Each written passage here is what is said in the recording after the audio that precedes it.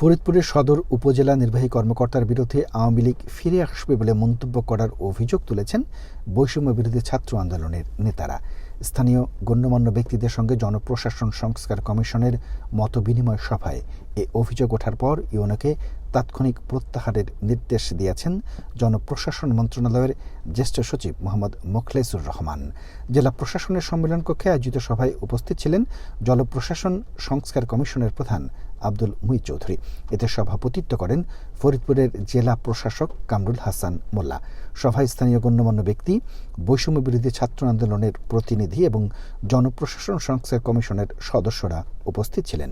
সভায় অংশগ্রহণকারীদের সঙ্গে কথা বলে জানা গেছে, মতবিনিময়ের এক পর্যায়ে বৈষম্য বিরোধী ছাত্র আন্দোলনের প্রতিনিধি হিসেবে বক্তব্য দেন আনিসুর রহমান। তিনি বলেন, সম্প্রতি সদরপুরে বৈষম্য বিরোধী ছাত্র আন্দোলনের শহীদদের স্মরণে স্মরণ সভা অনুষ্ঠিত হয়।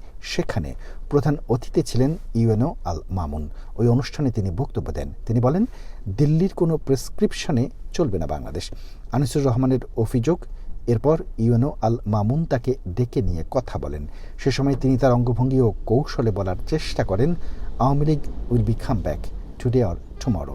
এ বিষয়ে জানতে চাইলে সদরপুর উপজেলা নির্বাহী কর্মকর্তা আল মামুন বলেন, তিনি এমন কোনো কথাই বলেননি। ওনাদের সাথে যখন কথা বলেন তখন বিএনপি জামায়াতের নেতারাও উপস্থিত ছিলেন। ওই ধরনের কথা বলা হয়নি।